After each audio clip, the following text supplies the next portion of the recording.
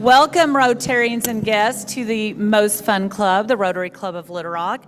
So before we get started today, I do want to do a special recognition. We have some very special guests here today with our sister cities delegation from Enna, Italy, and Sicily, and past President Denver over here and Ashvin are commissioners. So thank you to our Club 99ers who made this happen and have this group here. So thank you guys for joining us. It's very special to have you here. I know you got in last night, it sounded like, right, Denver? So lots to do in Little Rock, right? One still to come. He got delayed. Well, thank you for being here. All right, so before we get started, too, I'd like to ask Dr. Amy Moe to come up and do the five-way test pledge and prayer, and then Wendy Woods is going to do our guest introductions, and then Membership Recruitment Chair Elizabeth Cloxton is going to introduce us to our newest Club 99ers.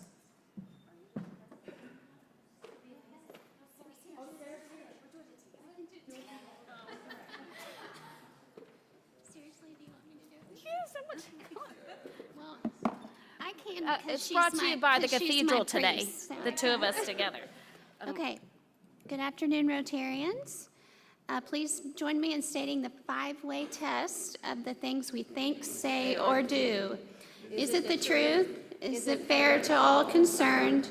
Will it build goodwill and better friendships? Will it be beneficial to all concerned? And is it fun? I think her prayer is probably better than mine, but mine's off the internet. Will you join me in an attitude of prayer, please? Oh, gracious God, we give you thanks for the gift of this day. And today, we remember especially the blessing of the joy and care of children. Give us calm strength and patient wisdom as we bring them up, that we may teach them to love whatever is just and true and good. Amen. Pledge of allegiance. I pledge allegiance to the flag of the United States of America and to the republic for which it stands, one nation, under God, indivisible, with liberty and justice for all.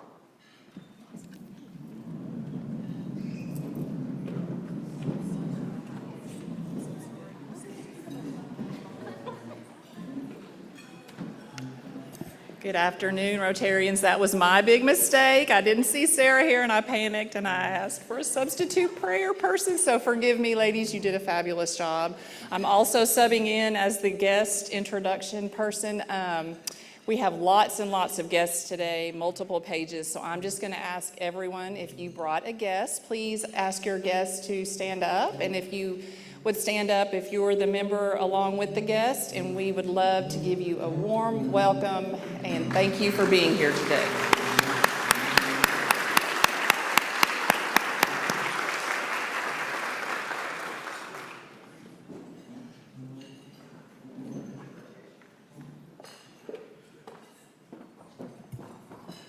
Good afternoon, Rotarians.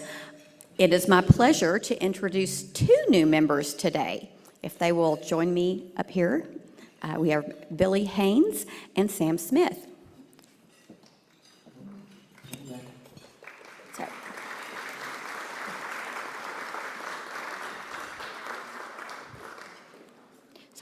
I'm pleased to welcome Billy Haynes to Club 99. He has a BS in Business Administration from the University of Phoenix. Billy was selected by Deloitte LLC to be the firm's first client executive in Arkansas. He has spent most of his career with the world's largest and most capable technology and business consulting firms and has served as a trusted advisor to government leaders across the Western U.S. for 20 years. Billy's role with Deloitte offers him the opportunity for less business travel and to support Deloitte's role in assisting the state government and universities in Arkansas to design and manage some of their most complex systems and associated program management challenges. He has been active in various community organizations such as Boy Scouts of America and the Knights of Columbus. Billy and his wife Jan have 2 grown children, William and Juliana, and are loving the community and the people of Little Rock.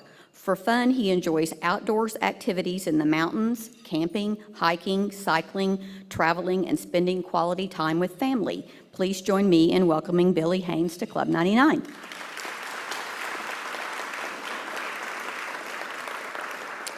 Our second new member today is Sam Smith. He has a BSBA from the University of Arkansas Sam M. Walton College of Business. Sam has worked in human resources for nearly 20 years across a variety of fields, including construction, healthcare, advertising, and television. He currently serves as Director of Human Resources at Harrison Energy Partners, where he provides human resources and risk management leadership for the company's 200-plus associates spanning 2 states and 5 offices. Sam has been a member of the Central Arkansas Human Resources Association since 1994, serving as Vice President of Marketing from 2019 through 2022. He is a graduate of Leadership Greater Little Rock Class 38, serves as the Secretary of the Harbor East Property Owners Association Board of Directors, has recently joined the Camp Aldersgate Board, and has held numerous leadership roles in Little Rock's First United Methodist Church. For fun, Sam and his wife, Ricky, enjoy as much time as possible at Lake Ouachita with their 3 dogs, family, and friends. Please join me in welcoming Sam to Club 99.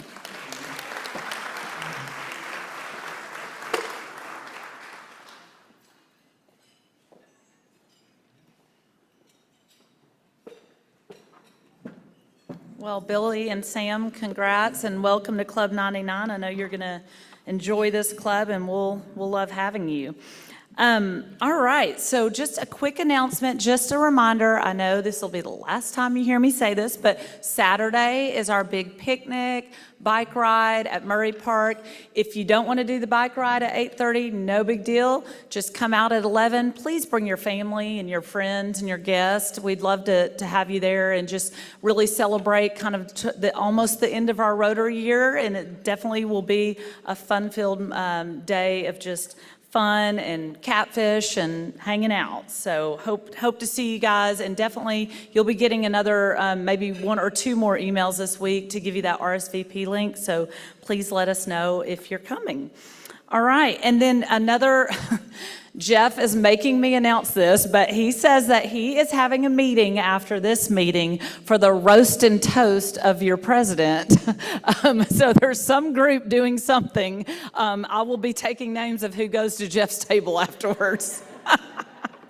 So please, he will be in the back if you need him. All right. So for our guests each year, our president picks a theme, and that kind of runs through the theme. This year, ours is the power of fun. And so each week I just give a little something on the power of fun. And so this past weekend was a lot of fun for me, and I want to kind of talk about it because it is definitely all about the power of fun. Remember, I told y'all I was taking adult tap class. Well, my recital was this past weekend. It was awesome. I started this class in the fall and had grown up dancing, and so it was so fun to kind of get back to it and be back on the stage. I was on the stage with there was almost 50 of us in this class, and they ranged from ages to 30 to like 82, y'all. I mean, it is amazing.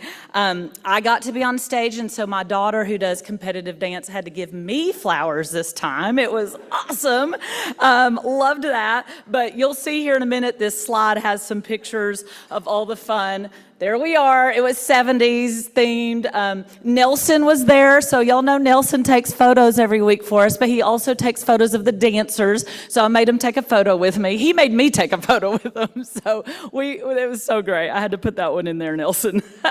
But so here's the thing. When I joined this class last fall, I quickly learned that my feet kind of got back into it, and that was good and got into the swing of things. But my brain is not as quick as it was when I was 16 in terms of memorizing choreography and remembering what I learned the last week, all of that type of stuff. So things change when you're almost 50. But That's the thing about true fun, is you have to take a leap sometimes, right? And you have to kind of put yourself out there and really maybe be a little bit uncomfortable. And that is when true fun happens, how we've been talking about those things that make up true fun: connectiveness, playfulness, flow.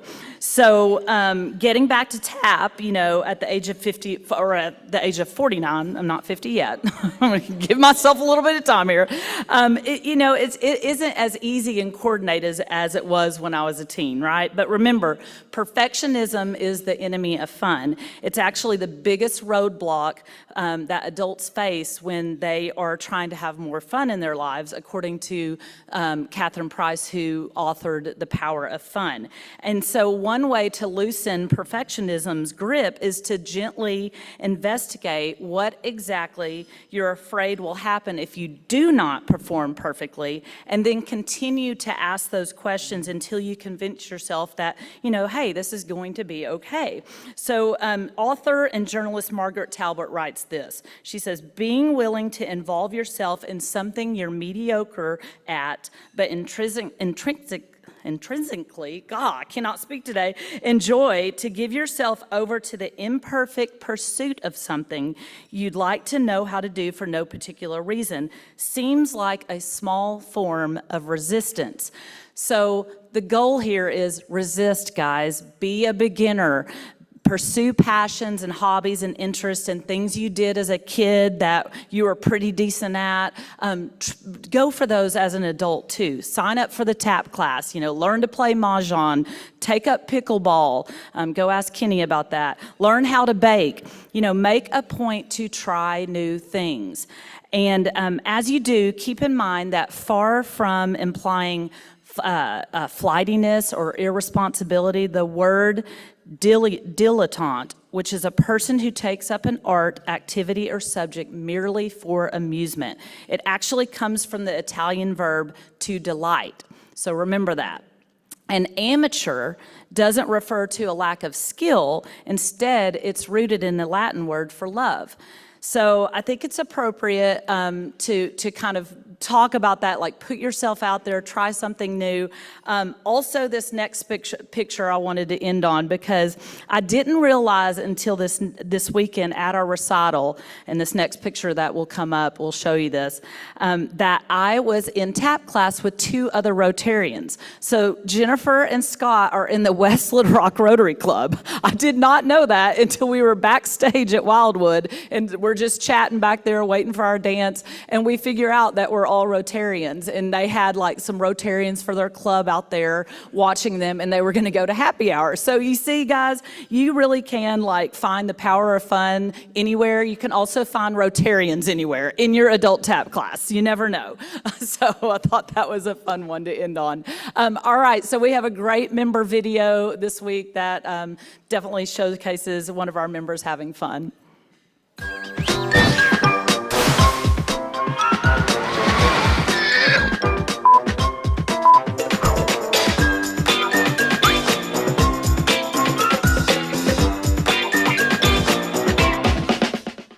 I'm Maha Hafiz Witherington.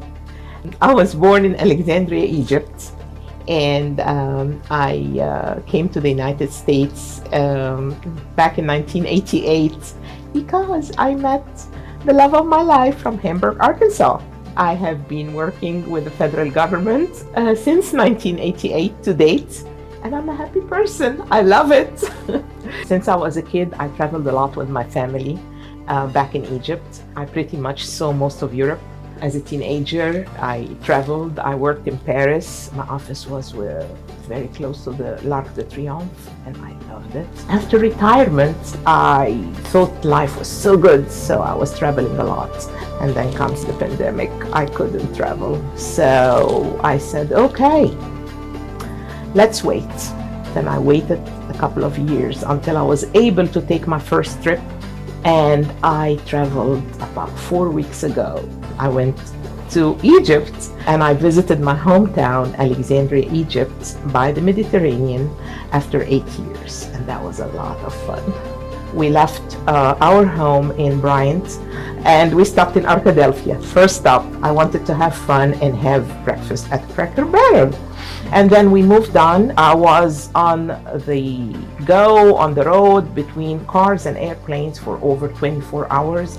But I made it fun because particularly when I stopped in Cairo and I got with my driver in the car, every 5 minutes I'm asking him, stop here, I want to see this, I want to see that. So we did, and then we finally arrived to my home in Alexandria and the fun began. The next morning I woke up and I asked my sister-in-law, she's like, where do you want to go? I said, hey, how about if we go have coffee at Starbucks? I get my coffee, I get my pastry, and I look at my cup. I got up and I just hugged the barista, and she looked at me and she's like, what in the world is she doing? I told her, you just don't understand. I live in America, and you will not believe how happy I am to see my name written right on the cup. Maha, M-A-H-A. And she said, really? So how did they spell it? I said, I took pictures of my cups. I was Maria, Mary, Martha, Marcy, Maya, never Maha, never a Maha.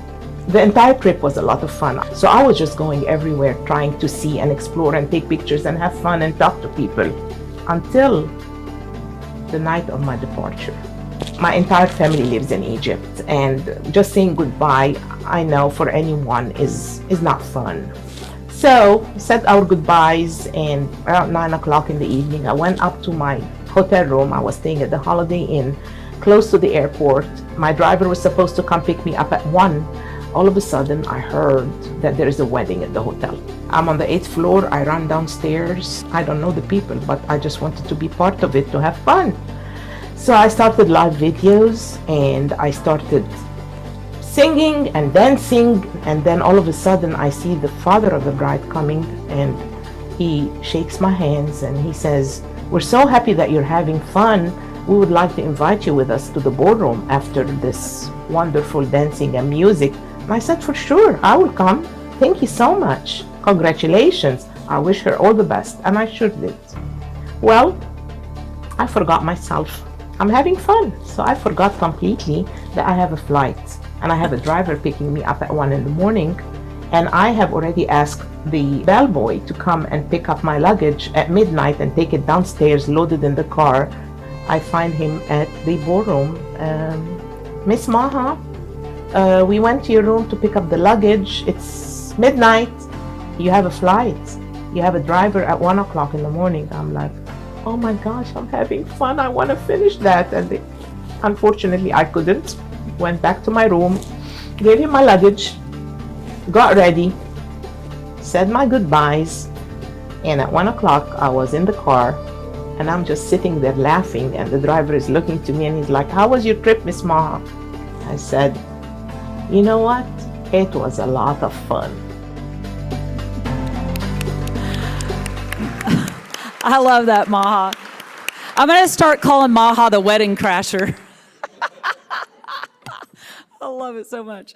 That's great. All right. Well, I'm excited for our program today and want to ask Jerome to come up and introduce our panel. And thank you for helping put this together, too. So.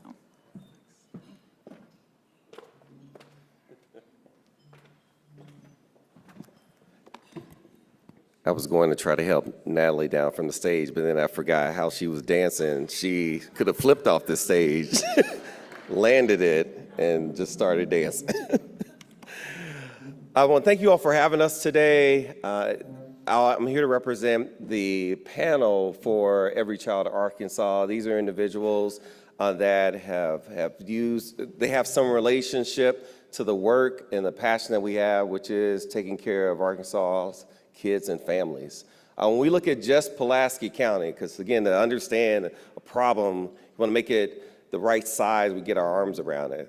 There are about 480 kids, and it's on the handout that you have in front of you today, that are in the system and being served by the child welfare system in Pulaski County.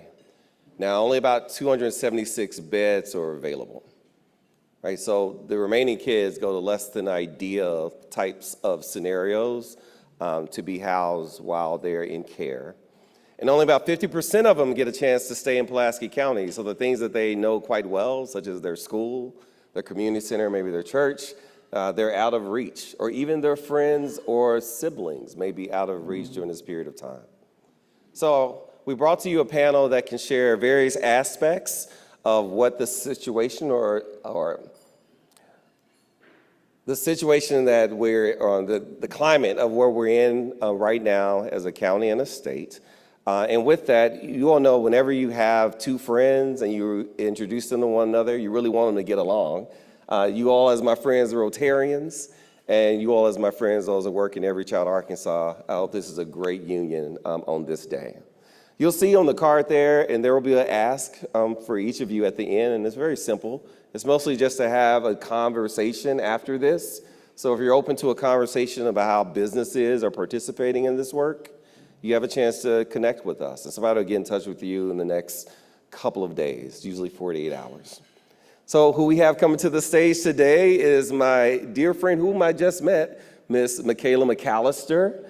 She is an alumnus of Child Welfare, and please join me, you can grab your seat. I'm so impressed by her, and you will be as well, when you hear about her journey, her story, her perseverance, and how she is an educator today, is even shooting for higher heights of attainment in graduate school and going into counseling. And then we have Ms. Jordan Summers here today. I was going to share a bit about her, but she just said, I'm just complicated, Jerome, which is true. In addition to that, she has taught and been an executive leader in schools. She teaches and consults now about the trauma, the neuroscience behind trauma that children are exposed to. And she also serves very personally as a foster parent, she and her husband. Third, we have Dr. Kalina Jones. And Ms. Karras is here with her today. If you wave your hand, we have her daughter here joining us today.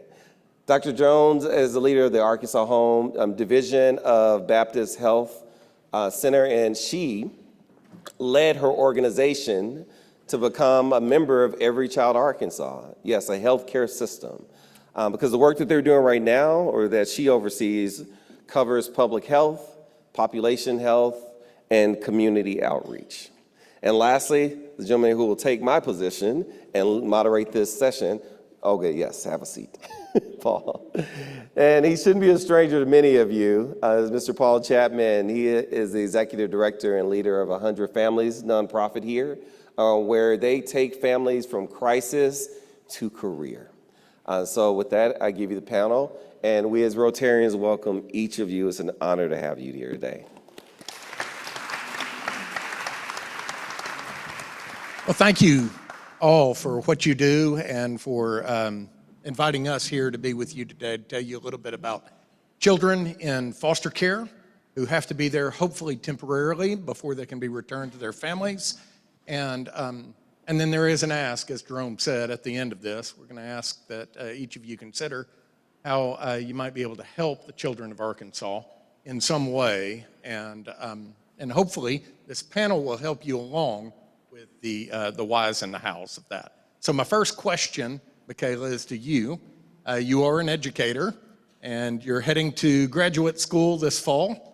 Yes, I am. I talk pretty loudly, so I'm just going to... I think on Zoom, though, they can't hear you. So, Michaela... On? Hello? Yep, there it's we go. on, yay. So, Michaela, you did, as a teenager, though, you were placed into the foster care system. Can you just talk to us a little bit about what that was like? And what age? You were 15 when you entered foster care? Yes, I was 15 when I entered foster care, and I like to tell kind of two different stories when people ask that question. There was my experience in the foster care system, and then there was my experience entering the foster care system. And sadly, my experience entering the foster care system is what a lot of other children's experiences are. And the word that I would use to describe it is dehumanizing. Truly. There's a lot of people with really good intentions that work in social work or work with the police department that partner with foster care, but there's also some places where the feelings and the experience of the child gets overlooked because of the duty that is ahead of them. So my specific experience when I entered the foster care system, I was picked up in the middle of the night by a police officer. and I was taken to the police station where I spent the night because there was nowhere for me to go and DHS wasn't quite open yet.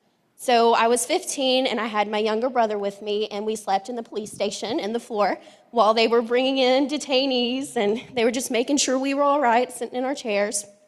And then early the next morning, a social worker came and picked us up. Well, the social worker was extremely frustrated because she was up early and on call, and she had no idea what was going on with our case. The first thing that we did was we went to the emergency room where we did a medical exam. And during this medical exam, the social worker explained to the nurses in front of my 12-year-old brother exactly the trauma that I had experienced. So this destroyed the innocence of my brother as he heard some things that were personal to me specifically that I had experienced that had warranted this whole deal. And then it also kind of put me on display. I kind of felt like I was at a meat market. Like, here she is, she's 5'4", this is the trauma she experienced, and what are we gonna do with her? Well, then the nurses did our exam, and they were frustrated as well because the insurance nightmare of dealing with the ward of estate. And after that, we were taken to the DHS office. We sat in the main lobby of the DHS office while the social worker called foster families, one after another. We can't take teenagers. I could take the girl, but I'm not taking a boy.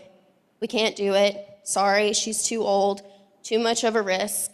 There were probably about 20 calls where my brother and I sat in a chair beside the social worker and we heard no, no, no.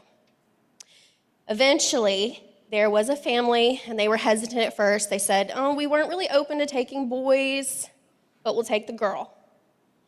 And from then on, I was placed into a foster home, and the rest is history. So those that don't know, you can volunteer to be a foster parent in the state of Arkansas, and fostering is meant to be a temporary solution to a very bad situation that children are going through. So when there is a child is at risk and cannot be safely wrapped around in their home, it will be removed by the state and they become a ward of the state, and then placed, ideally they're placed into a family. And so Jordan is here, and Jordan and her husband have fostered. You're open for your second time. You're a former educator, and just talk to us a little bit about what, why in the world did y'all sign up to be foster parents? Yeah, why? Why not? And I'll tell you, our why is no different than what yours would be. Like, I think there's this false narrative that foster parents are some type of heroes or super parents. There's also this false narrative that foster parents somehow are able to just not get broken by attachment, and none of that's true. Like, I'm made up of the same thing as anyone else in this room. The difference is I was in a position where I saw it. And those kids were not a statistic, they were kids. I was director of Pediatric Plus Developmental Preschool at the time. And I had over about 150 kids that were under my leadership, but y'all, over 20 of them at any given time were in and out of foster care, because a lot of kids in care have neglect and had developmental delay. So these were kids that I was doing life with, kids that I knew, kids that had a name and a face and a story. And I will tell you, my first why came out of anger. It came out of the injustice that I saw for these kids. And I started, like many of you, I'm sure, I started to see their situation. I started to see their story, see what they were fighting against. I started to fight with them, right? And fight for them. And I started to form the attitude of, why is the state failing them? Why are our churches failing them? Like, I saw these kids, I saw these families suffering, and I'm looking out. I was 23 years old at the time, 23, 24. So I thought I knew everything, right? And I was like, why is our state failing these kids? And as I would go home and I would talk to my husband about it, and we would just grieve it together. One day we just looked at each other, we said, hold on, we are the state. We are the church. And if I'm gonna sit and I'm gonna look and I'm gonna say, what are they doing? I have to first say, what am I doing? And so for me, the why came from that, and it came from starting with those kids right in front of me every single day. And so we opened our home for the first time. I think I was 25 by the time we opened. And hey, 25 in grad school, director of Pediatrics Plus, it made this much sense. But the right thing usually doesn't make sense. And when it's right in front of your face and you see it and you can't unsee it. And so that started our first journey of answering the why. We fostered until we had a little boy. We're one of the weird families. We got a newborn. We didn't want a newborn because I heard the season of life that I was in. There's no maternity leave. There's no, but he needed a home for 3 weeks. So anyone can do that for 3 weeks, but 3 weeks turned into 2 years. And then he became our forever son. And so we closed for several years after that, and then we reopened this past year, and my why was the same with that, but it shifted a little bit because a decade later, I'm looking at what Michaela was saying, and working in this for so long, there are so many kids. And guys, they're not just kids in trauma. They're kids with names. They're kids with stories. They're kids like you and I are raising. But I kept seeing the older kids in the sibling groups. In what he was saying, like, if they don't go to a home, like, for us to see the reality of where they actually go would break anyone's heart. So really that was the why, again, of I'm seeing it, and what's the state doing for these kids? Well, what's Jordan doing for these kids? Thank you. Dr. Jones, you are the director for the Baptist Health Our Home program, which provides low-income families with a variety of services, healthcare-related services. And Baptist Health has recently joined with Every Child Arkansas to help recruit and support existing foster families. Can you tell us a little bit about what led Baptist Health to do something like that? Sure. I mean, it's kind of hard to follow Michaela and Jordan. Thank you both for sharing from your heart. So I was approached, it was a random call one day, and Who was it? Phil. Yeah. And if you've talked to him, you kind of just get sucked in. So there we were on this call. If anyone gets a call from Phil Goad, you know what it's going to be about. Fair warning. Yeah, but it was a great call, and I had the chance to learn about Every Child Arkansas. I'd never heard of it, did not understand much about it, but I listened through the call, and as I was listening, I was personally compelled to really lean into the conversation. The call was about finding healthcare systems and finding more individuals who are in the healthcare industry to tap in and consider being foster or adopted families.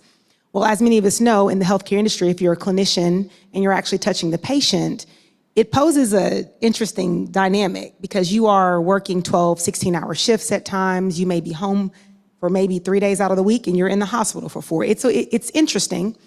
But as we were talking, he talked about the children with medical needs and some of those children who have developmental delays.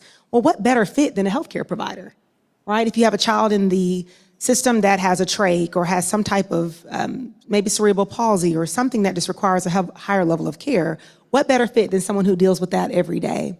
And so, of course, I leaned in there, but then I had a personal piece of this. And my husband and I actually went down the line of fostering back in 2019, and we were gonna open our home. There were a couple of kids who had come into contact at our church, and we were like, oh, this will be great. But then I fell ill.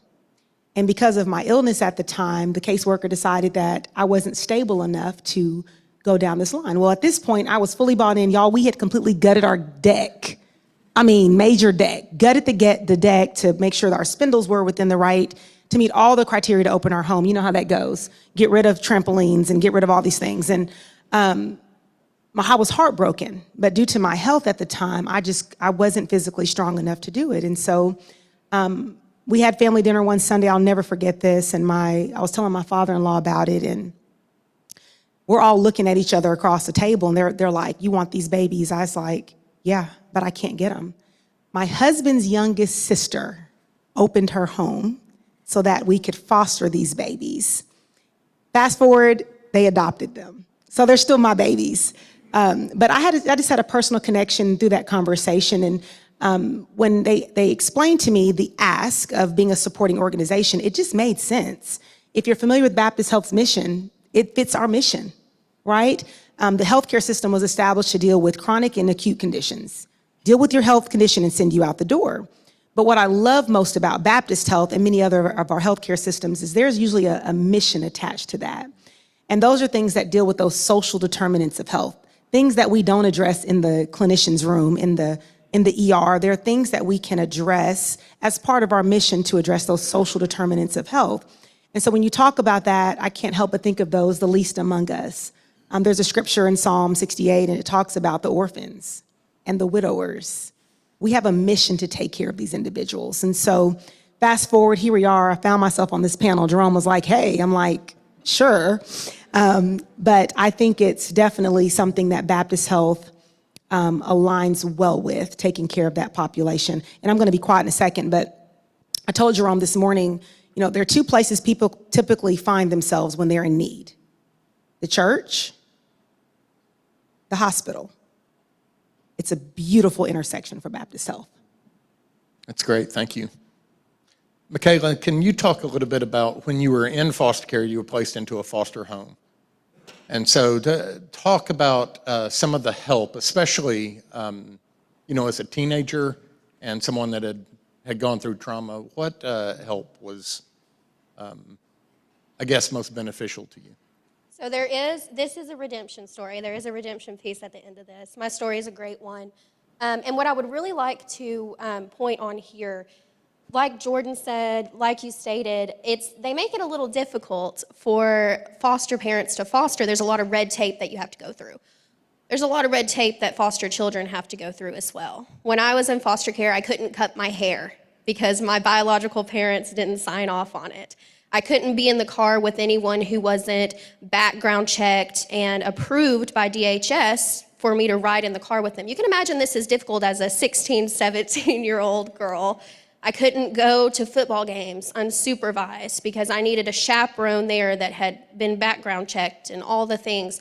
So my point is, being a part of a foster child's story can be meeting some simple needs that just makes it a little easier. I had a transporter through DHS who would drive me to go see my brother on visitations. And sometimes my brother would be in group homes or facilities, and these would be 2-hour drives. And this transporter poured the love of Jesus into my heart. And she would just sit and listen for hours. And she had a huge impact on me. There were people at the church who would take me in and have conversations with me and would volunteer to do respite care for my foster parents.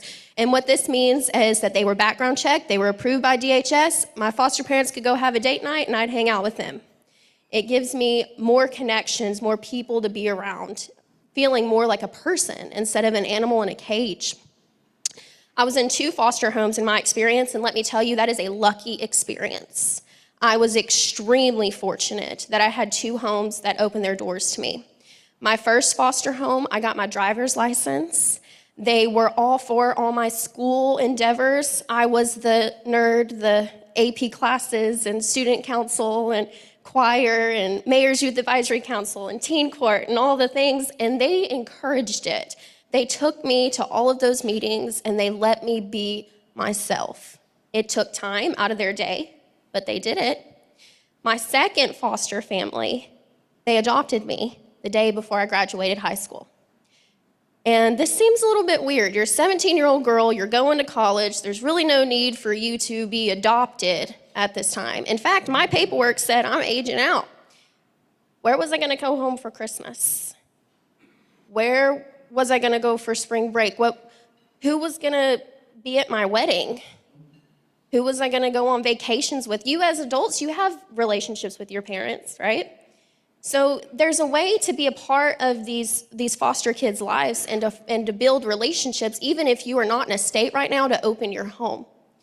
And something else I'd really like to point to is how businesses can get involved with the system.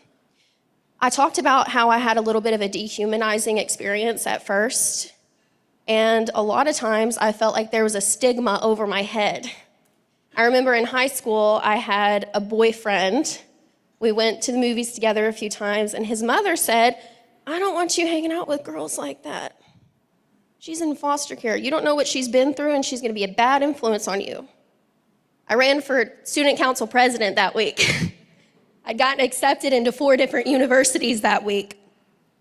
There's this stigma of foster kids, and that their trauma is going to bleed into your life, and it's just going to be toxic for you. And I think that if we saw a lot more diversity in family structure, and we humanize these children, it would have a huge impact on our culture. Jordan's shoulders, when you said that mom didn't want her son going out, I could see Jordan's shoulders pulled back a little bit. So Jordan, not as, I don't want you to comment on that, but I want you to give us a little bit of advice for anyone considering fostering. What advice would you give now that you've done it twice? Yeah. Here's the thing. My people make fun of me because I'm like, all right, y'all, here's the thing.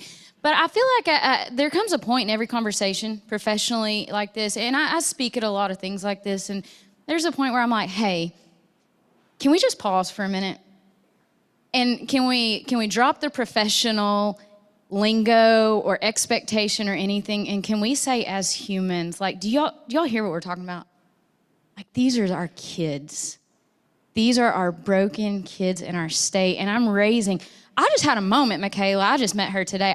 The kid I'm raising is closer in age to her than me. That's weird. But a 15-year-old, yes, moved in.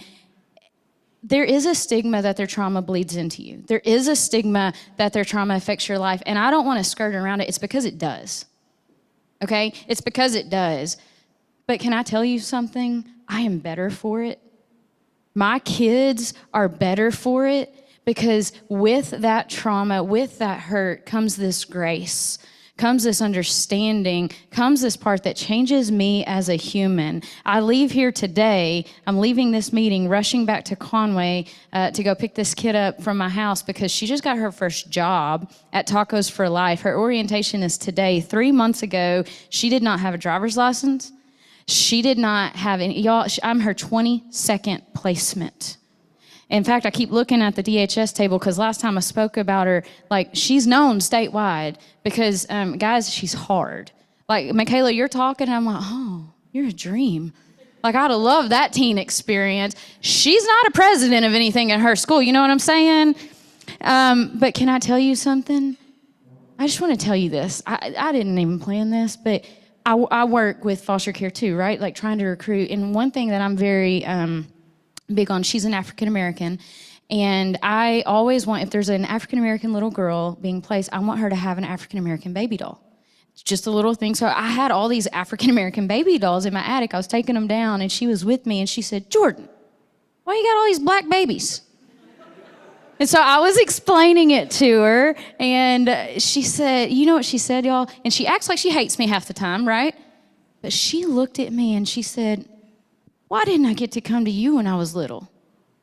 The same girl that acts like the expectations I give her, and I know, and I'm real with her, and I'm hard because I know where she's at, right? And I know what's next. But y'all, she said, can I have one? 15 years old, she's never had a baby doll the color of her skin. I go into her room every night. We have a routine. She's kind of diva. I turn on the fan. I turn on the sound machine. I pull her cover up. I plug in her heat, what is it called? Heating pad. And then she gets up in the middle of the night, comes in there like a kid. Jordan, I'm hot. And I'm like, turn your heating pad off. She's got a 15-year-old brain. But y'all, she tucks that baby doll in because while the world sees a 15-year-old girl who, yes, is hard, yes, is broken, yes, I have said words I didn't know I was capable of saying, right? And I have had conversations, but there is a 5-year-old little girl in there who's longing for someone to see her and love her. And y'all, I have no doubt she's gonna go and she's gonna get married and she's gonna go to college and she's gonna have a job, and we're not gonna quit on her. And when I say we, I say Conway, Arkansas, because what's different about this experience is I am not doing it alone. Everyone in her name is Nadia. Am I allowed to do that? Sorry, y'all need to go away. She was talking, they can't be in the car without someone. I was like, is that real? Like, I feel like they're all looking at me. But listen, my point is this: we are giving her a family and a home, but everyone in our community is taking her in. When I said she's starting her job, some of my best friends are the ones that started in Own Tacos for Life. They are like, she will work for us. They have handpicked the schedule she will work so that she's under the manager that they know will change her life. The manager who called me on the side and said, I grew up in trauma and I wish I would have had a home like yours, and I don't, but you and we're not gonna give up on her. Her boss that hired her, do y'all see what I'm saying? So when the business says yes to the mission, and you have families saying yes to the mission, and the communities coming together, guys, that's where we're able to look at and say, hey, what's the state doing? Well, what are we doing? What are we doing? Because here's what I'm doing. Here's what my caseworker's doing. Here's what she's doing. What are you doing? And I think the reality is there's a yes everybody can say. And so when Every Child Arkansas got established, I just about went crazy because I was like, this is what we've been needing, because I feel like it's that place for the yes to happen. And so my encouragement is just say yes. Whatever the yes is, I think today you said, or Jerome said, it's just to the conversation, right? That's the ask, have the conversation. We had a conversation, Cersei, last week. I was just telling her with RCLR, like big businesses, I was so fired up leaving there because you guys are in a position that we are not, and that's in a position like, I was just telling her, I said, you realize Baptist saying yes to this, you're gonna change the state. You got reach in the state, and my question for you is just, why not? So Dr. Jones, tell us what Baptist is going to do. Putting me behind Jordan again. We've said yes. And so as a supporting organization, we're going to do several things. But when we had this call, I was like, well, what is the ask? How do we mobilize this big ask? And the biggest thing is to celebrate our employees in the Baptist health system who are currently have previously been foster homes and or adopted families. And y'all, I sat there quickly this morning with Kara Wade. She's our director over communications, and we named like 7 leaders in the system. It was this moment of, oh yeah. So one of the first things, we're gonna identify all of the individuals who work for Baptist Health. I mean, we're talking 13,000 employees, I think, and just figure out who are you? Who are you? And then highlight that across the system internally through communications and say, did you know that so-and-so is doing this? Did you know that so-and-so is doing this? You know this kid that plays for the Razorbacks? Did you know they're a foster kid? Like those conversations internally to hopefully drive engagement around, okay, well, if so-and-so's doing it, what's my reason for saying no, right? The other thing is to also support our families. And so I know many of your organizations probably do this, but Baptist Health in our HR department, to get a little technical, under certain leaves, we do have leave in place. So if you are fostering or if you're in the process of adopting, you have the same rights and leave privileges as someone who gave birth biologically to a child. So I think that's really huge. So organizations can consider that. Have things in place to protect your employees, because I'm telling you, I've watched my sister-in-law go through this process with her husband up in Northwest Arkansas. Adopting, fostering, if you've never done it before, I'm sorry, I'm sure you can speak to this, it is life-altering. You've got to figure out how to change your schedules. And if you already have kids, how do you get them here and there? It takes time, and if nothing else, it's to take time to just build that relationship and bond with that child. And so having policies in place to protect your employees, that's another thing. The last thing is just to inspire. And you know, I don't know if Jordan is on board, but I'm calling you. You got to come talk to somebody. Okay. But having people share their stories and their testament behind, I love your transparency. This is hard work, right? Don't make it sound good. Don't make it sound happy and whatever, but find a way to get people to land in the place of, we are here and built to take care of each other. We're not built to do life alone. And so finding individuals like Jordan, even bringing Michaela in maybe, and have a conversation with small groups within the system to say, look, this is hard work, but here are the benefits of it. And if nothing else, you can go to bed at night knowing you've changed the trajectory of somebody's life. And so as a healthcare system, that's our approach. Internally, we have different mechanisms for giving messages out to our employees. We have what we call a huddle, where every morning teams are encouraged to meet and just do a 5-minute talk. But we share information through our huddle. The other way is through, we have a newsletter that's done bi-weekly called The Connection. We're gonna put an article in our Connection. And then we also have other internal mechanisms like digital boards. I'm sure y'all have been to a doctor's office. You've seen it? Why not highlight somebody's story or put a QR code to give a quick mini talk on what is Every Child Arkansas and how can you be a part here? So that's how we plan to do it as a system. And we love to share, once we figure it out as we go, any kinks and any tips to make it happen. So if you're thinking about in businesses that you work in or you own, if you're interested, could they contact you? And Absolutely. because you're a little ahead of most everyone else. Absolutely. We already had our communication. We have a structure in place. So it's very easy just to layer this in to what we already have in existence. But if you don't, I'd love to have that conversation. Outstanding. I think we have some time for any questions that you may have of our panelists. And if you do, please raise your hand and the mic will make its way to you.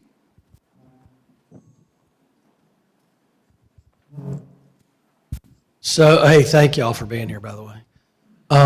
So if you were interested in your company kind of trying to do something to support Every Child Arkansas, what would be the first step? And what would it look like once you got going? So if you're here and you're interested, you could get in contact with Jerome, and Jerome will talk with you, understand exactly what your situation is, and help you make that plan.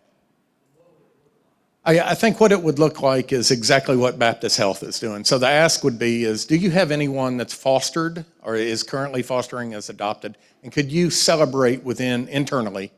And could you maybe rally some support for them if they're currently fostering or adopting amongst your company? And then also make known, if you're interested in fostering, you can go to everychildarkansas.org. There's one place in the state of Arkansas you can go to find out how to foster. And I'll add, Every Child Arkansas did supply us with this amazing toolkit. Is Shane here? In person, nice to meet you. But they have it's pretty phenomenal, but it's a toolkit that's already in place. So you don't have to create anything. You can take that toolkit, customize it, and then get it out through your means of communication. But our communications team, I've already given them the toolkit, and they're taking it and adding just a couple of touches to make it our own. As an employer that would have a heart for these youth coming up, what can we expect, kind of challenges, things like that we can get our arms around to help employ and become that first landing spot as they become adults and the kind of support that they need? I'm just asking as, people have been through the process a little bit. One thing that I can say for sure is that the state does TYS classes, okay.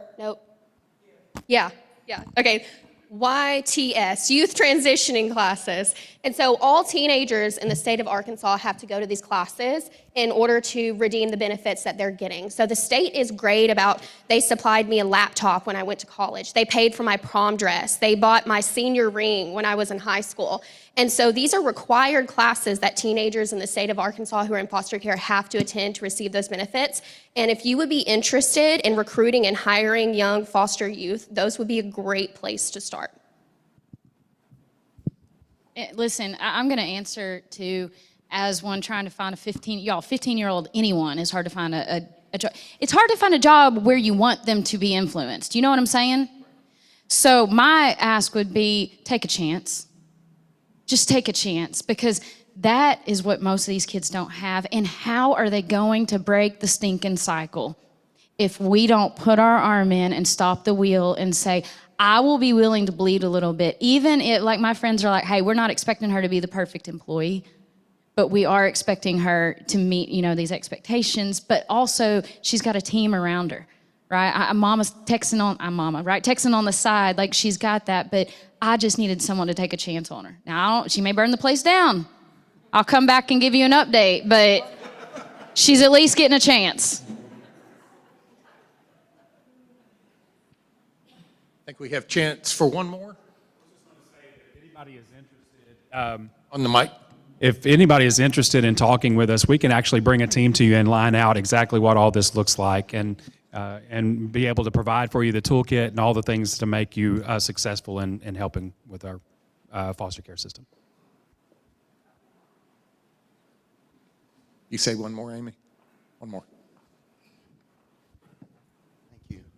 Hey, you guys help we kind of helped you launch this last year at Rotary. So tell us, with the governor, tell us what's kind of happened in the last, 14, 15 months. Give us an update. Well, and so it launched here, actually, about a year and a half ago. Was that right, Denver? 15 months ago, Every Child Arkansas, which is a group of almost 30 organizations trying to partner together to make a statewide difference. The number of children in foster care has decreased significantly, like over 15% in 1 year. Is that right, Megan? About 3,600 children. I've been doing this for a minute, and I don't remember it that low. And so that's really good for the state of Arkansas because there's a lot more prevention work and wraparound work that's going on, and the DCFS employees have worked very hard to try to keep kids in homes. And so that's one. Also, there's, through this Every Child Arkansas website, there's what we call the Air Game, but it's the same technology that's trying to sell you shoes. You're all going to get ads now on your social media for shoes. That I said that. We're trying to find ideal placement for children. And so we're getting high tech about recruiting foster parents. So that's what's occurring. Here in the next year, we expect to see. It's a pretty long lead time to find a family, get them through training, and get them open. I think in the next 12 months, we're going to see that start to shift drastically. Thank you all so much. Thank you, guys. Really quick, I have a little something for each of you that showcases a mural that we did in the River Market for our club, just showcasing that Little Rock's big on fun. And I hope that you guys have enjoyed your time here with us. We sure appreciate you guys. And these guys will be around if you have questions, for sure. So next week, guys, another not to be missed meeting. It's going to be another fabulous panel. This one is going to be a discussion on the state of our youth, really based on the best-selling book, The Anxious Generation. It's a great book if you haven't read it. Steve Stracely, who's one of our Rotarians, is going to be moderating that, so he always does a great job. So look forward to that program, and hopefully I will see everybody on Saturday. It's going to be a really fun time. If not, we will see you next week.